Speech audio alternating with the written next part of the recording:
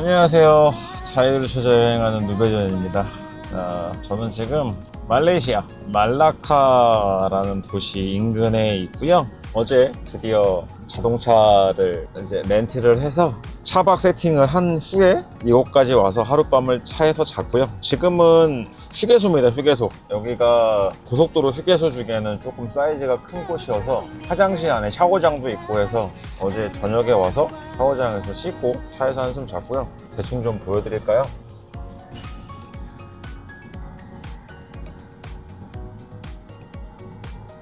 이렇게 하고 있습니다. 여기 가릴 거를 생각을 못 해가지고 대충 시트지 하나 사가지고 지금 대충 붙여놨고 자는데 햇빛 들어오면 안 되잖아요. 그리고 수건은 어제 썼던 수건 말려놓은 건데 다 말랐어. 겁나 금방 말라. 어제 썼던 샤워 타월이고 씻으면서 빤 옷인데 아직 안 말랐네요. 얘는 뭐 가면서 말리면 될 것 같고, 자는 거는 이렇게 조수석 자리를 풀로 해서 이렇게 자고 있습니다. 자, 저는 이 세팅으로 한 달 동안 말레이시아를 이렇게 차박을 하면서 여행을 할 겁니다. 오늘은 말라카를 갈 건데요. 고민을 좀 했었어요. 말레이시아 여행을 할 때 어디부터 갈까. 아시는 분들은 아시겠지만 말라카를 빼놓고서는 말레이시아의 역사에 대해서는 얘기를 할 수가 없거든요. 어쨌든 간에 말라카가 시작이니까. 제가 여행하는 스타일 자체가 기본적으로 웬만하면은 자세히는 몰라도 큰 틀에서는 그래도 역사라든가 뭐 이런 정도 알아야 그 나라에 대해서 좀 이해하거나 좀 좋다고 생각을 하는 사람 중에 하나라서, 일단 첫 번째 여행은 말라카입니다. 말라카에 가서 도대체 이 말레이시아라는 나라의 땅덩어리는 왜 이렇게 이상하게 되어 있는 것인가. 동서로 나눠 있잖아요. 하나는 섬이고 막 완전 멀고 왜 이렇게 되어 있는가, 뭐 이런 것들, 그리고 왜 이렇게 다민족 국가가 되어 있나, 뭐 이런 기본적인 역사에 대한 것들을 조금 한번 훑어보고 그러고 말레이시아 여행을 시작해 보려고 합니다. 오늘은 오늘은 말레이시아 역사 여행 가시죠. 자, 이제 얘는 떼야지 또 운전을 하죠. 그냥 사생활 보호 기능이었습니다. 자는데 밖에서 누가 쳐다보면 그렇잖아. 차가 이게 선텐이 1도 없다고. 어쩔 수 없었어. 아이씨, 이걸 좀 제대로 가릴 수 있는 방법을 좀 찾아봐야겠다.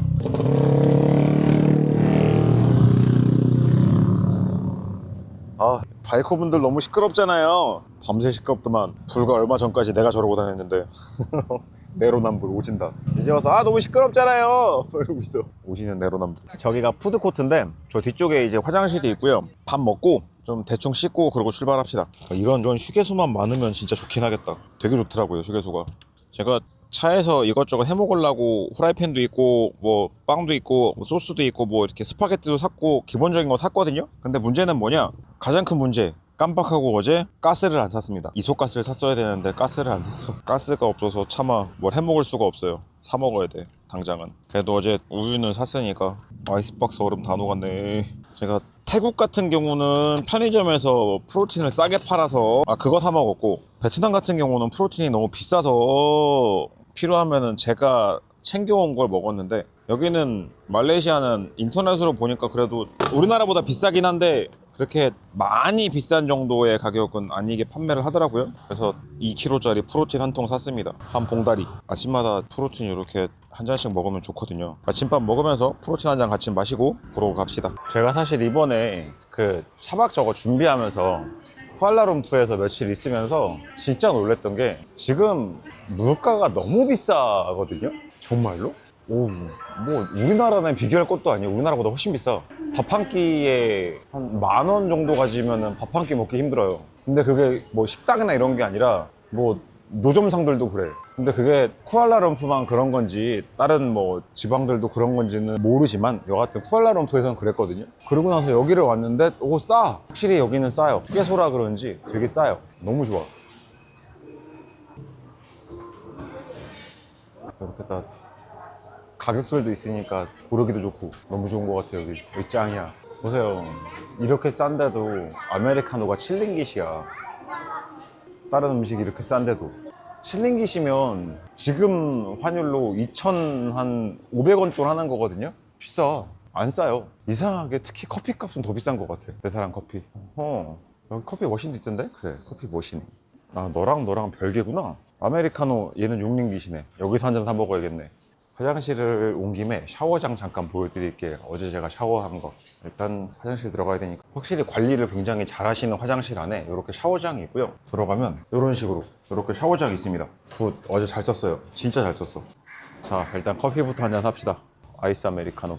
커피빈 100%. 시럽은 0%. 페이먼트. 카드. 두유 멤버 카드. 노. 6링깃. 카드를 갖다 대면 오케이. 이제 커피를 만드네요. 확실히 말레이시아는 결제는 카드 쓰는 게 너무 잘 돼 있어서 그냥 카드 한 장 들고 다니면서 그 터치 결제하면 되니까 편하긴 굉장히 편해요. 근데 너무 비싼 게 문제야. 제 개인적인 생각으로는 지금 한 5일, 6일째 정도 된 것 같은데 그 일반적인 식음료 물가는 그냥 우리나라 수준인 것 같아요. 별 차이도 없는 거야. 그냥 우리나라 수준. 딱 그냥 그 수준. 이게 그 말레이시아 자체가 확실히 그 자체 생산하는 것보다 해외에서 수입에 의존하는 것들이 굉장히 많대요. 식자재들도 마찬가지고. 그러다 보니까 뭐 비싸긴 하다는데 그래도 지금 우리가 느끼기에는, 여행객이 느끼기에는 환율 오른 거 대비해서 너무 비싸요. 환율이 너무 올라서. 환율이 뭐 200원대 이러다가 지금 막 300원 후반 막 이러니까 너무 비싸. 얼마가 오른 거야 환율이. 어쨌든 그래서 환율 때문에 힘들다. 자, 이젠 밥이나 사서 먹읍시다. 밥은 아까 봤던 저 끝에 집에 가서 먹겠어. 야채 반찬이 많더라고요. 나시 깐다르 먹읍시다. 나시 깐다르. 헤헤. 끝자리 왠지 땡기는데 다른 분들에게 피해주지 않고 이 자리 너무 좋다. 가서 주문을 해봅시다. 나시 깐다르 8. 야, 계란 하나가 1.5링깃이야. 너무 비싼 거 아니야? 계란 후라이 하나에. 허허, 너무하고. 나시, 라이스. 엄청 많이 주신다. 허헐, 큰일났다. 노노노노노. 너무 많아요. 야채. 요것도 계란이죠. 계란 하나 더 주세요. 그리고 카레 하나 끼얹으면 될 것 같은데. Is curry? 커리? 야, 커리. 치킨 커리. 원. 고기. 야. 오케이. 저렇게 먹읍시다.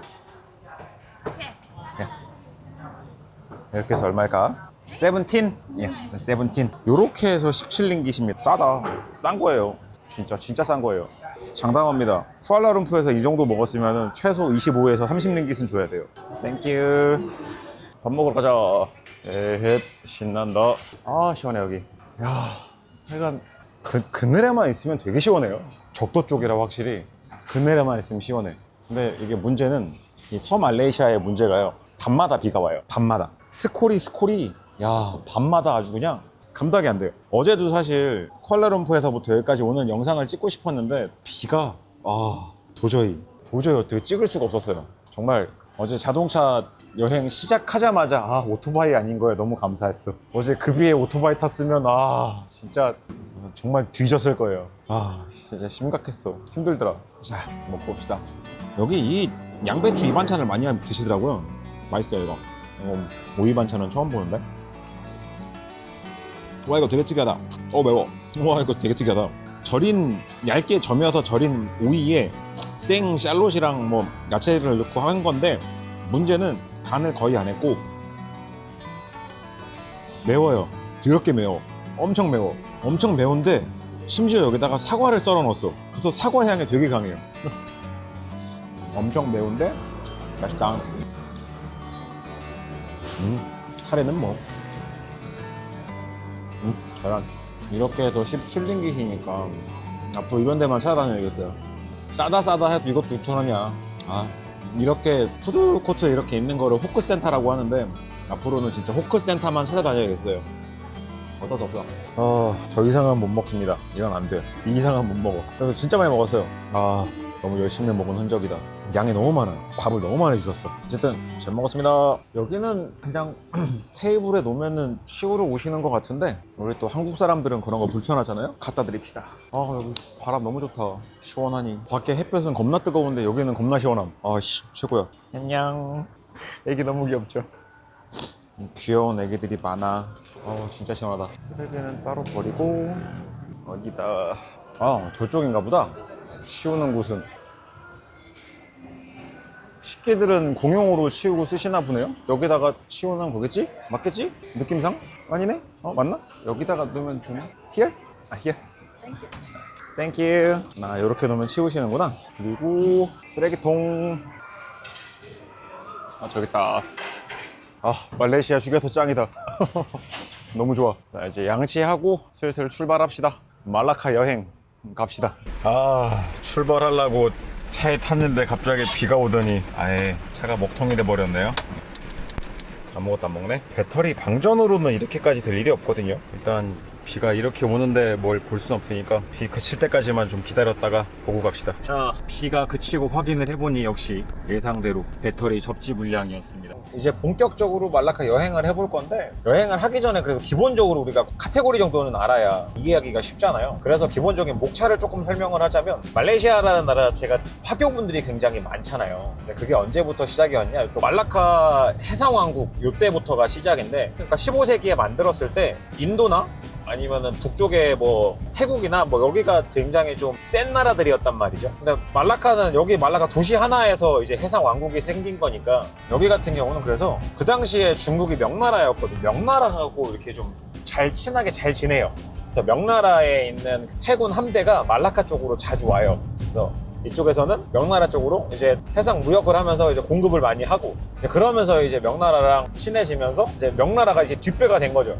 그 당시부터 15세기 때부터. 그래서 그때부터 중국 쪽이랑 굉장히 친하게 지냈고, 그러다 보니까 중국에서 오신 분들도 많고, 뭐 설하긴 하지만 뭐 여기에 중국에서 뭐 공주가 와서 뭐 결혼을 했다? 말라카에 있는 왕족이랑 뭐 그랬던 얘기도 있고, 어쨌든 그래서 중국이랑은 그렇고 말라카 해상왕국이 이슬람 왕국이었거든요. 그러다 보니까 지금 말레이시아 전체가 거의 이슬람국이 되어 버린 거고, 한 100년 정도 이렇게 유지하던 말라카 그 해상왕국이 포르투갈 침략으로 멸망해버려요. 그 당시에 향신료가 비쌌거든. 인도네시아 이쪽에서 오는 향신료가 비싼데, 그 유럽에서 구매를 하기엔 비싼 이유가 중간상들이 너무 많은 거예요. 그러니까 물건들이 인도나 뭐 인도네시아 이쪽에서 만들어진 게 1차로 말라카로 와. 말라카에서 뭐 중국이나 이쪽으로 보내. 그럼 거기서 또 상인, 중간 상인들이 거쳐가지고 이제 받아야 되니까 유럽 쪽에서는 너무 비싼 거예요. 그러니까 너무 비싸. 근데 막 수요는 너무 폭발적이야. 그러다 보니까 아이 중간상들 다 필요 없이 우리가 원청을 먹어버리겠다 이래가지고 침략을 한 게 말라카고, 그래서 말라카가 패망을 해요. 포르투갈이 1차로 먼저 먹고, 그 다음이 이제 네덜란드인데,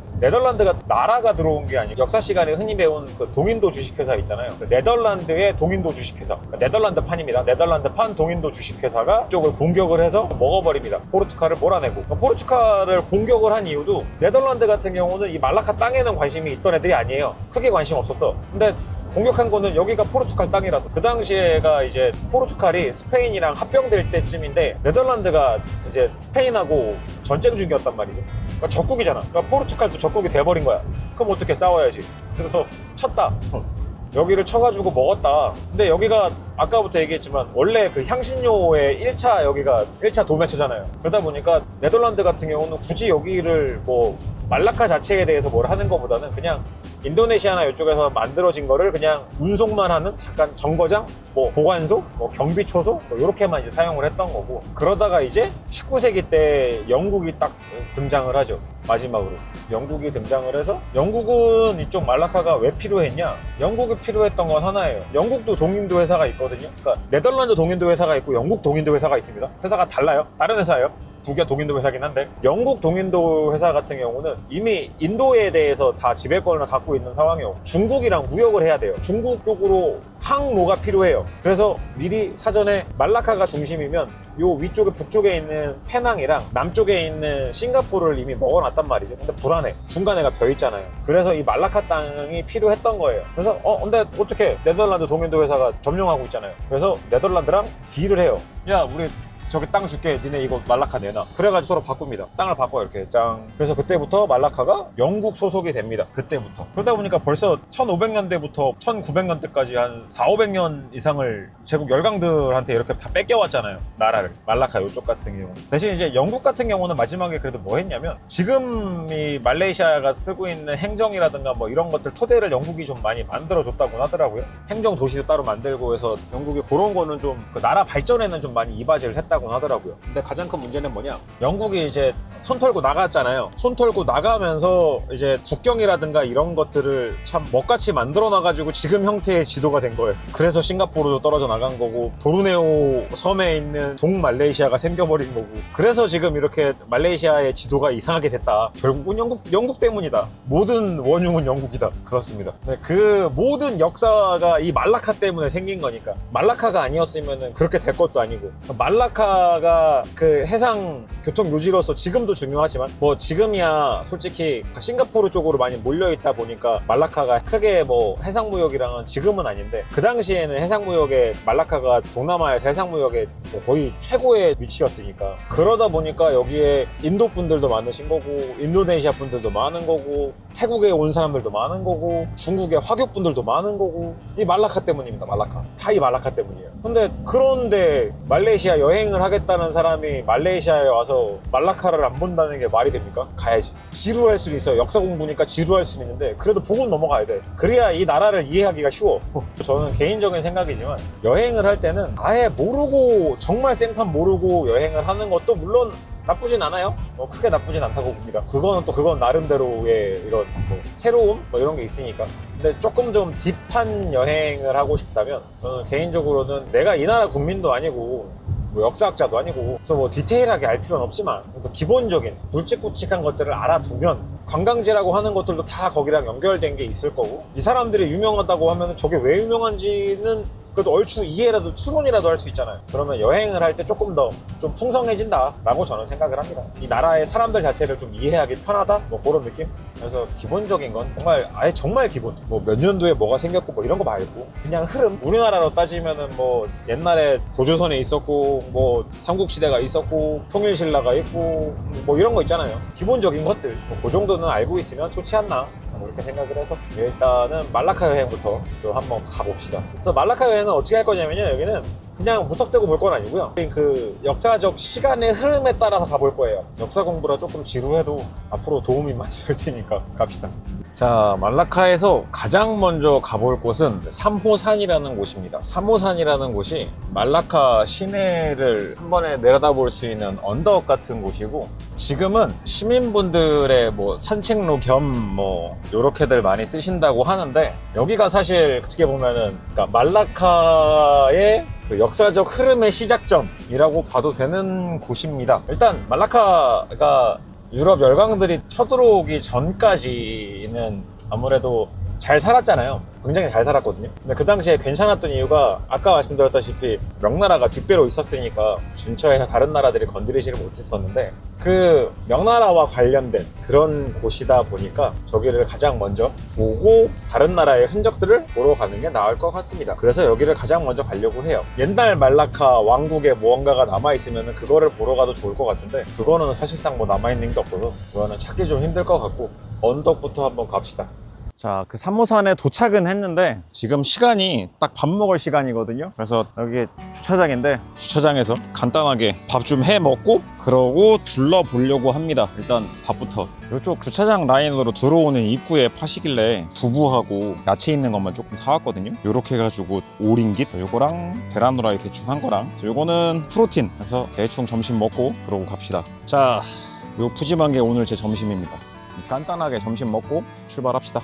말레이시아에서 이 말레이시아 백반집에 가시면 요 양배추 볶은 걸 파시거든요. 근데 이게 진짜 맛있는 것 같아요. 개인적으로 말레이시아 음식 중에는 먹어본 것 중에 이게 탑입니다. 제일 맛있어. 아까 제가 있던 곳에서 반대편 쪽인데 올라갈 수 있는 이렇게 산책길이 있습니다. 그리고 산책길 옆으로 보면은 막 저런 조형물들이 막 있잖아요. 저게 사실은 하나하나가 다 무덤이랍니다. 그러니까 여기 지금 이 언덕 자체가요, 전체가 무덤인 거예요. 그냥 공동묘지입니다. 여기 도시, 말라카 도시 한복판에 이런 언덕이 있고, 이 언덕이 전체가 다 그냥 무덤이다. 공동묘지 언덕. 야, 이거 진짜 잘 만들었다. 야, 뭐야? 여기가 왜 그 이쪽 말라카하고 중국하고의 역사의 첫 번째 장소냐면 다 중국 분들의 무덤이랍니다. 이 언덕 자체가 그 말라카 그 해상 왕국 시절에 중국의 항리포라는 공주가 이쪽 말라카에 시집으로 온 거예요. 그래서 그 시집 온 항리포 공주에게 이 언덕을 줬다, 하사했다. 그래서 그때부터 이 인근으로 해가지고 공주와 함께 넘어온 그 측근들이나 부하들, 뭐 시빌이라든가 뭐 이런 분들이 왔을 거 아니에요.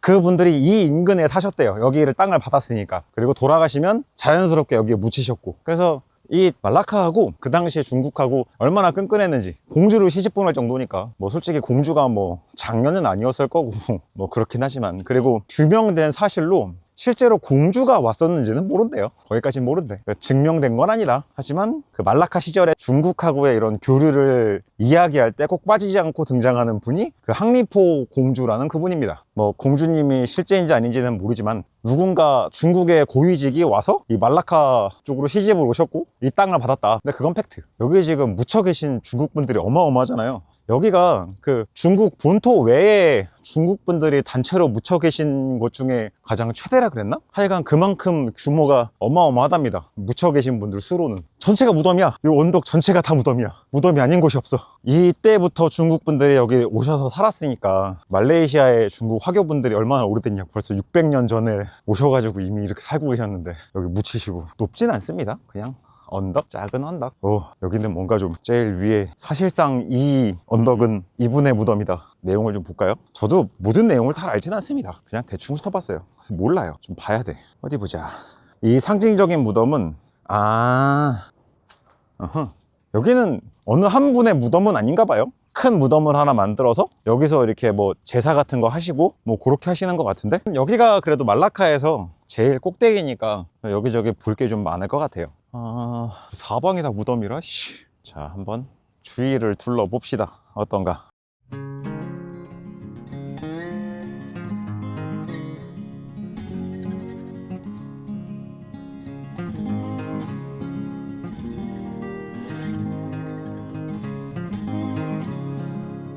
이 언덕을 설명하는 화교분들에 대한 얘기를 조금 읽어보니까 표현을 하시기를 아직까지도 여기는 화합과 유대, 연대 뭐 이런 거의 상징이다, 뭐 그렇게들 표현들을 많이 하셨더라고요. 중국 명나라와의 이런 뭐 유대 뭐 이런 걸 봤으니 요 다음은 이제 여기를 쳐들어온 포르투갈에 대해서 좀 보러 갑시다.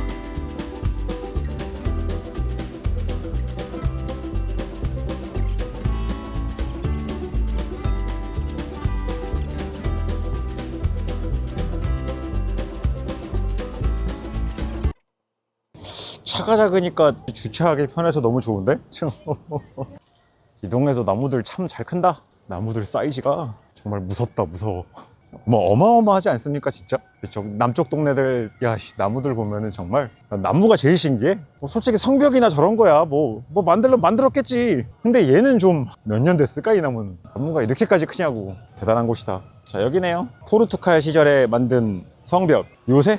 요새. 사실 볼 거는 거의 없답니다. 네덜란드가 이제 쳐들어오고 공격하면서 다 박살내가지고 성벽 자체가 남아있는 게 별로 없대요. 1511년.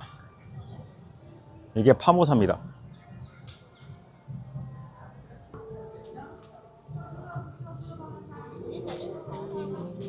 다 박살난. 좋은 데다가 지었다. 잘 지었다. 야, 쩌는구만. 멋있다. 확실히 이 포르투갈 같은 경우도 그 당시에 동남아나 이쪽에서 나오는 향신료들이 유럽에서 너무 귀한데, 이게 지금 그 당시에는 막 인도 거쳤다가 뭐 저기 딴 데 아랍 거쳤다가 막 이렇게 오니까 빡친 거지. 너무 비싸서. 그러니까 어이씨 우리 직거래 할래. 그래서 이쪽 말라카가 동남아에서는 가장 큰 항구였으니까 여기를 쳐서 먹었다. 그리고 역시나 식민 지배를 할 때 빼놓을 수 없는 종교를 퍼뜨려야죠. 식민 지배하려면. 그래서 이 언덕에 세인트폴 성당이 있다. 그렇습니다. 여기도 뭐 천장이랑은 다 날아가고 없네. 깔끔하게 날아갔을까? 이것도 다 비석이네요. 이게 지금 누가 죽었는지 써 있는 거거든요. 별별 사람들의 무덤이 여기 다 있네요. 이건 뭐 성당이라기보다는 그냥 거대한 무덤이네.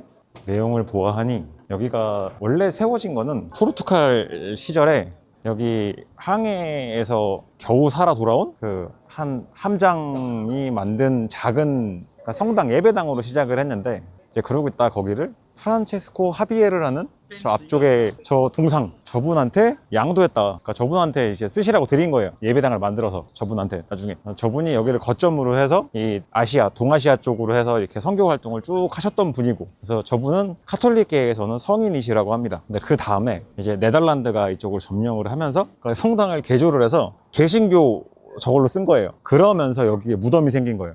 그러니까 귀족들이나 이런 사람들의 여기에다 묻은 거예요. 그래서 여기에 지금 그 당시에 좀 내노라 하는 귀족들이나 상인들의 무덤, 네덜란드인 상인들의 무덤이 있는 거고, 그리고 그 이후에 이제 영국으로 넘어가면서 영국에서는 여기를 군수기지, 군수창고 뭐 그렇게 썼다고 합니다. 그러니까 지금 아예 성당이나 교회나 이런 느낌 자체가 아예 없는 거예요. 오로지 있는 거라고는 저 앞쪽에 있는 동상 하나, 성당 하나를 놓고서 너무 돌려 쓴 거 아니냐고. 확실히 위치가 좋으니까, 위치가 너무 좋잖아요. 그러니까 그냥 쓴 거지. 시작은 성당이었고 개신교 교회로 갔다가 마지막에는 군수창고로. 그래서 지금 구글 맵의 이름은 세인트 폴 교회로 돼 있거든요, 여기가. 근데 그 세인트 폴 교회라는 이름 자체가 네덜란드에서 교회로 만들면서 이름을 붙인 거랍니다. 세인트 폴 교회. 그 전에는 원래 포르투갈어로 다른 이제 성당이었고. 자, 이제 다음 코스는 어디냐면 포르투갈 후손분들이 사신다는 마을입니다. 저것도 재밌는 것 같아. 이런 거잖아. 우리 입장에서 보면 일본이 우리나라를 식민 지배하다가 2차 대전에서 패망했어. 졌어. 근데 그 일본 사람들이 일본으로 안 돌아가고 그냥 우리나라에 눌러 살았으면서 마을을 이룬 거잖아요. 그게 가능한 것도 신기하고. 자, 일단 가봅시다. 포르투갈 마을로. 솔직히 지금 가는 그 포르투갈 후손분들이 모여 사신다는 그 마을, 거기엔 저도 지금 뭐가 있는지 모릅니다. 볼만한 게 있는지도 모르고 아무것도 몰라요. 일단은 뭐 저도 찾아봤더니 후손분들이 모여 사신다는 마을이 있다까지만 봐서 일단 가보는 거고, 가는 김에 뭐가 있든 커피 한잔하고 좀 살짝 구경하고, 그리고 다음 시대인 네덜란드로 넘어가 봅시다. 말레이시아 분들이 자동차 튜닝하는 걸 좋아하시나 봐. 다들 튜닝을 좀 심하게 하고 계셔. 기본 튠들을 하고 계셔. 진짜입니다. 되게 많아요. 되게 일상적으로 튜닝을 하셨어. 순정으로 잘 안 타셔, 차들을. 보면은 쇼바하고 휠하고 배기 정도는 진짜 많이 하고 다니시는 것 같아요. 막 방방거리면서 오길래 저거 뭐야 그러고 보면은 막 아주머니가 그런 차 운전하고 계시고. 일단 차들이 다 낮아. 다들 차체를 낮췄어. 다 로어링한 차량에 레이싱 휠 같은 걸로 다 휠 바꿔놓고 튜닝을 한 비율이 자동차들이 꽤 많아요. 튜닝 차들이 한 4, 5년 이상 된 차들은 대부분 다 그런 것 같아요. 어지간하면 다 튜닝했어. 자, 여기입니다. 포르투갈 헤리티지 갤러리. 과연 어떤 느낌이 포르투갈 느낌인가? 아, 이쪽은 참 천주교 분들이 많으시구나. 오, 아, 이런 느낌? 포르투갈 스퀘어. 그래, 여기를 먼저 가봅시다. 도착! 제가 보기엔 이 광장이 지금 제일 포르투갈스러운 것 같아요. 말레이시아 이 이슬람 나라 한복판에 예수상이 서 있고, 야, 씨. 가봅시다. 말레이시아에 어울리지 않는 포르투갈 마을에 왔는데, 포르투갈 분들은 원래 커피를 안 드시나요? 아, 왜? 여기 카페가 없어. 여기 한 바퀴를 지금 둘러봤거든요? 근데 카페가 없어. 커피를 파는 곳이 없어. 다 시푸드집이에요, 시푸드집. 해산물집. 다 해산물 아니면 맥주, 술 파는 곳. 커피를 안 팔아. 으씨. 맥주집. 큰일이다. 카페를 가려고 했는데 카페가 없다.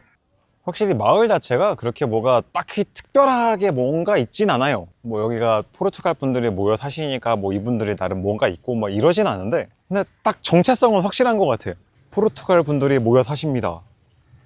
그러니까 여기는 뭐 그냥 구전으로 포르투갈 사람들이 있어요가 아니라 진짜로 포르투갈 그 후예분들이 모여서 살고 계신, 대부분의 가게나 집들에도 다 천주교 요걸 상징하는 십자가상들이 다 있고, 참 재밌는 동네인 것 같아요. 자, 지금 가고 있는 곳은 네덜란드 점령 시절에 총독 관저가 있던 그 동네. 그리고 그 동네랑 이어지는 게 그 영국 그 식민지 시절에 그 발달했던 또 그 거리도 바로 그 옆이라 가서 한 번에 보면 될 것 같아요. 근데 아무리 생각을 해봐도 진짜 너무 신기한 건, 어떻게 나라도 아니고 참 회사가 동인도 주식회사라는 옛날 버전과 아마존이지, 무역회사니까 중세판 아마존이 나라를 점령하고, 말라카를 점령을 했던 게, 포르투갈은 나라인데 포르투갈을 제외하고는 다 회사에서 점령한 거란 말이죠. 네덜란드도 네덜란드 동인도 주식회사, 영국도 영국 동인도 주식회사. 회사예요, 회사. 각 회사에서 나와가지고 나라를 뺏은 거야. 회사 하나가 힘이 얼마나 있었으면.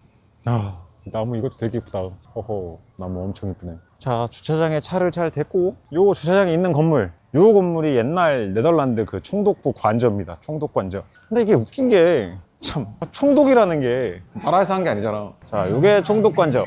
그리고 저 옆에 있는 게 네덜란드에서 여기를 점령을 하면서, 여기 당연히 또 종교 퍼뜨려야 되잖아요. 자, 그래서 만든 성공회, 그러니까 개신교 교회. 저 위에 언덕에서는 포르투갈 때 성당, 여기 밑에는 네덜란드 때 성공회 교회. 너무들 하다. 너네 나라 와가지고 이쪽이 입구인데 교회는 못 들어가네요. 지금은 이렇게 관광자원으로라도 쓰고 있으니 다행이긴 하다. 제 생각에는 얘랑 저 총독 관저랑 뭐 요렇게까지만 빨간색인데 저 앞쪽 건물들은 새로 지으면서 빨간색으로 맞춘 거 아닐까요? 정확히 모르겠다. 저 상가 건물들은 얘까지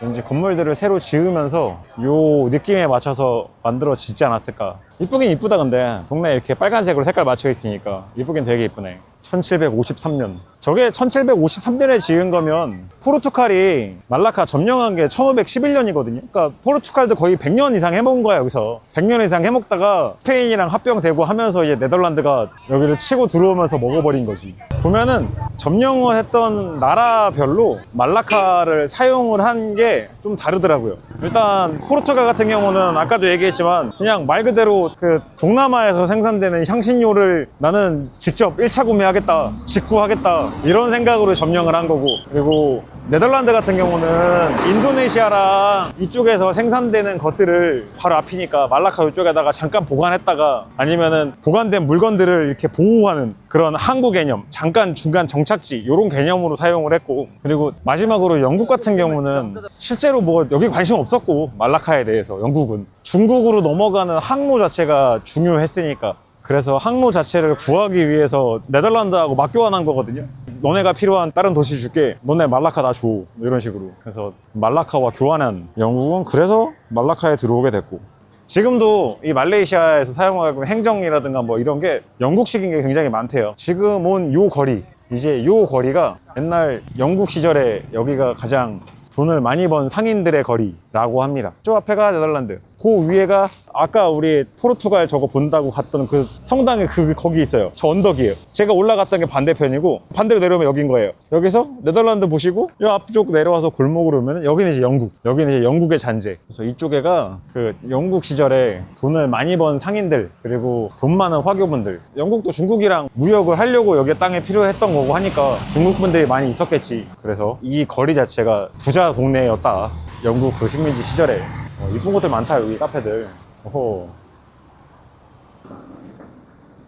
그리고 이쪽 이 인근이 바바뇨냐라 그래서 되게 독특한 건데, 중국계 아버지와 말레이시아계 어머니 사이에서 태어난 사람들을 남자는 바바, 여자는 뇨냐라고 한대요. 그래서 이 바바뇨냐 그 분들이 되게 특이한 게, 보통 이렇게 문화가 섞이면 한쪽으로 이렇게 좀 쏠린다든가 뭐 이제 이런 게 생길 수도 있는데, 이분들은 아예 독립적으로 본인들의 문화를 만들어낸 거라 그게 좀 특이하다고 하더라고요. 집에 가보면 중국식 집인데 집안의 가구는 유럽식이고 생활하시는 거는 말레이식이고 뭐 이런 식으로 문화가 막 섞여가지고, 정말로 막 섞여가지고 그 섞인 것만의 좀 이런 특이한 이런 거를 가지고 계신, 음식도 그렇고. 그래서 이 앞쪽으로 가면은 바바뇨냐 음식 전문점도 있다고 합니다. 그래서 가보려고요. 여기입니다. 뇨냐 전문 식당. 저 페라나칸이 바바뇨냐를 뜻하는 거라고 합니다. 음식들 중에 제가 여기서 그래도 왔으니까 맛은 보고 갈 거, 뇨냐 락사 이거겠죠? 뇨냐 락사 요건 하나 먹어보고 갑시다. 이거 먹어봐야 될 것 같아. 들어가서, 이야 분위기 장난 아니다. 히어 헬로. 분위기가 되게 좋다. One person? One 노냐 락사? Yeah. And 원 바바 채돌? 제가 원래 달달한 건 잘 안 먹는데 여기는 또 이쪽에서만 먹는 특이한 게 있다 그래서 요거까지만 먹어봅시다. 바바 채돌. 오호, 팥빙수가 나왔습니다. 근데 기본적으로 음식이랑 같이 시켰으면 음식을 먼저 주는 게 맞지 않나? 얼음이? 얼음은 그냥 얼음인데, 제가 원래 이런 디저트를 잘 안 먹어서 이걸 뭐라고 표현은 못하겠는데, 콩가루 비슷한 거에 그 맛이 있어요. 약간 고소한 맛이. 녹색 이거는 진짜 아무 맛이 안 나요. 콩가루? 얼음에 콩가루에 팥에 뭐 이런 맛, 하여간 그런 맛이에요. 그거 말고는 표현할 방법이 없다. 이게 지금 한 그릇에 8링기 정도 하는 거고, 여기 세금이 16%거든요 그러면은 합쳐서 한 뭐 9점 몇 링기 정도 하는 거니까 요거 한 그릇에 한국 돈으로 한 3,500원? 3,600원? 그러면 괜찮은 건가? 디저트류 가격으로? 이거 얼음을 그 우리나라 빙수집에서 하는 그 우유 빙수 있잖아요, 그걸로 만들었으면 진짜 맛있었겠다. 바닥에 뭔가 깔려 있었는데 무슨 맛이야? 바닥에 카라멜 설탕 같은 게 깔려 있었네요 바닥에. 이거 엄청 달다. 바닥 깔려 있는 거 확실히 더운 날 괜찮은 것 같아요. 땡큐. 오, 나왔다. 묘냐 락사.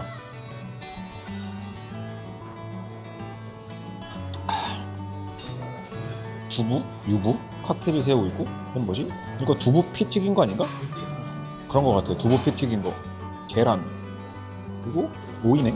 생강인 줄 알았더니 민트. 국물은 얼큰하고 걸쭉한. 약간 탄탄면 느낌도 있어요. 가격은 27링깃, 10,000원 정도 나왔네요.